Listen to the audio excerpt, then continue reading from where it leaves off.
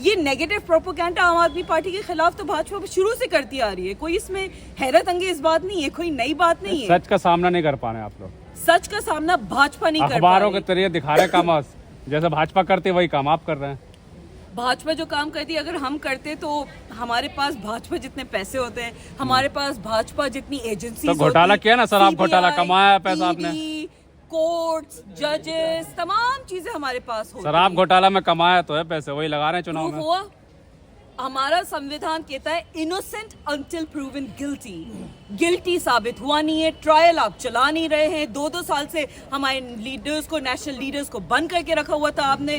किसके खिलाफ साबित हुई?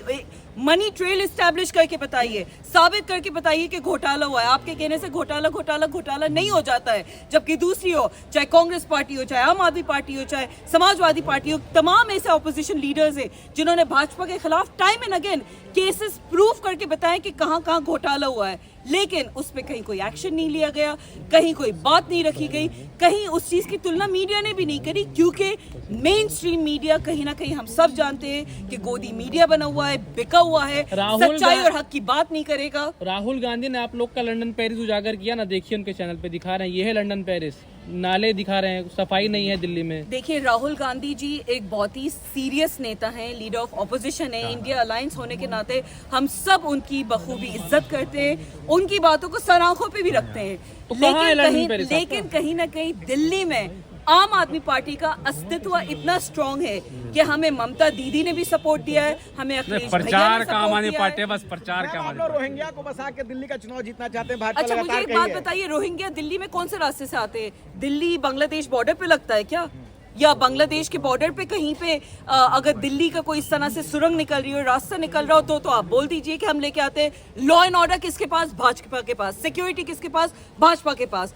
तो अगर रोहिंग्या दिल्ली आ रहे हैं तो इसमें तो फेलियर भाजपा की सिक्योरिटी का है, क्योंकि लॉ एंड ऑर्डर और सिक्योरिटी भाजपा के अंडर आती है। लॉ एंड ऑर्डर और सिक्योरिटी जो होम मिनिस्ट्री उसके अंडर आती है। अमित शाह जी से ये सवाल पूछना चाहिए कि रोहिंग्यास कैसे आके बसाए गए। और आपको याद होगा कि मोदी जी, अमित शाह जी, इन लोग ने फेवर में बोला था। आपको याद होगा किसी जमाने में बोला था इन्होंने कि हमें बसाना है, हमें रोहिंग्यास की मदद करना है। और आज आपको लगता है कि वही रोहिंग्यास अगर वोट बैंक बन चुके हैं तो केजरीवाल जी पे बोल दो कि वो लेके आ रहे हैं। अरे केजरीवाल जी के पास दिल्ली की लॉ एंड ऑर्डर सिक्योरिटी नहीं है। केजरीवाल साहब ने कहा था कि 10 सालों में सिंगापुर बना देंगे, दिल्ली को झीलों का शहर बना के रख दिया है। क्या कहना दिल्ली में चाहेंगे? काम नहीं हुआ। दिल्ली में शिक्षा, सड़क, पानी, बिजली का क्या काम नहीं हुआ? एक राज्य है जो 200 यूनिट बिजली फ्री देता है। एक राज्य है जो 200 यूनिट के बाद जब बिजली का बिल आता है वो भी सब्सिडाइज रेट्स पे आता है। एक राज्य है जहाँ पे सड़क भी बनती है, जहाँ पे लोगों को फ्री शिक्षा, स्वास्थ्य मिलता है। मोहल्ला क्लिनिक में जरा के कदम पे एक मोहल्ला क्लिनिक आपको मिल जाएगा, जहाँ पे फ्री का इलाज हो रहा होता है, फ्री का टेस्ट हो रहा होता है, फ्री की दवाएं मिल रही होती हैं।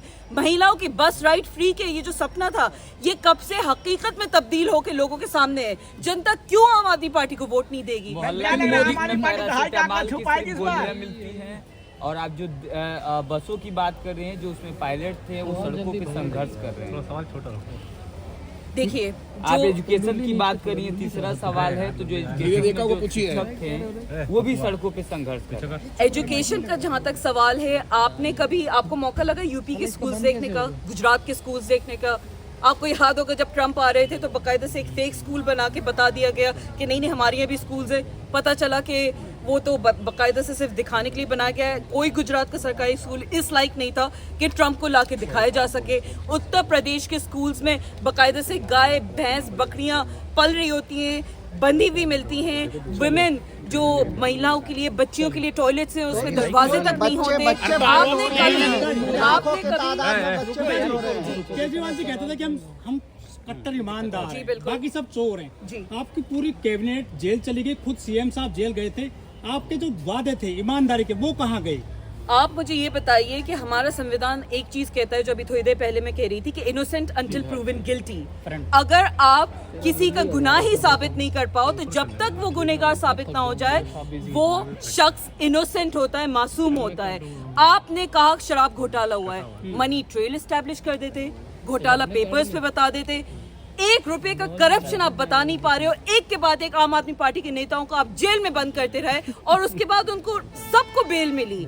लड़ाई सिर्फ जेल से बेल तक की थी, क्योंकि साबित आप तो कर कुछ नहीं पाओगे, साबित आप ये कर नहीं पाओगे कि शराब घोटाला सही में हुआ है। केजरीवाल सरकार ने दलितों के 3 मिनिस्टर जो है हटा दिए अपनी कैबिनेट से, राजकुमार आनंद, जी। राजेंद्र पाल गौतम और सबसे पहले संदीप वाल्मीकि। आखिर दलितों के वोट नहीं चाहिए क्या आपको?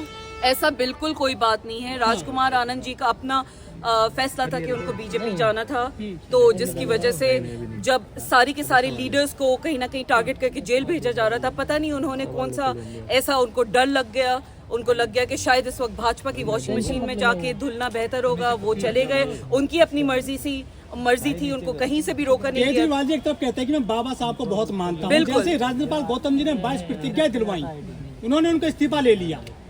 क्या वो झूठ का उनका जो प्यार है बाबा साहब से? बाबा साहब अंबेडकर जी का जो संविधान है उसी को बचाने के लिए ये तमाम लड़ाई है। दलितों के साथ है आम आदमी पार्टी, बाबा साहब अंबेडकर जी को मानती है आम आदमी पार्टी।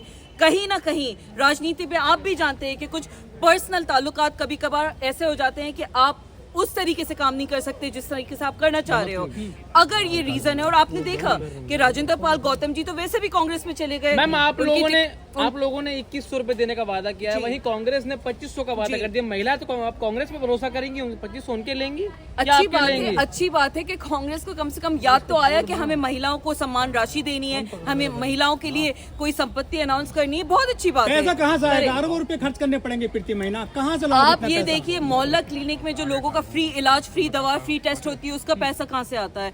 आप ये देखिए, जहाँ शिक्षा, स्वास्थ्य, पानी, ये तमाम चीजों पे आम आदमी पार्टी काम करती है। बावजूद उसके एक वाहिद दिल्ली है जिसका बजट मुनाफे में है। कोई राज्य ऐसा नहीं है जिसका बजट पहली बार मुनाफे जो में है घाटे में गई है दिल्ली, आपको पता होना चाहिए। बिल्कुल घाटे में नहीं गई। अगर बजट आप देखे जाएं, सारी के सारी लोगों को मुनाफे की बात करके ये सो कॉल, जैसे भाजपा जैसे रेवड़िया कहती है, चलो हम भी रेवड़ी कह रहे हैं उसको, रेवड़िया देके भी अगर बजट मुनाफे में, तो कहीं ना कहीं आप एक पढ़े लिखे नेता को चुनोगे, फायदा आप ही को होगा। जनता जानती है ये बात। लेकिन केजरीवाल जी ने कहा था कि हम ठेकेदारी खत्म करेंगे, लेकिन सब जगह ठेकेदारी बढ़ गई है, चाहे डीटीसी हो, चाहे हेल्थ हो, चाहे और डिपार्टमेंट हो, चाहे एजुकेशन हो।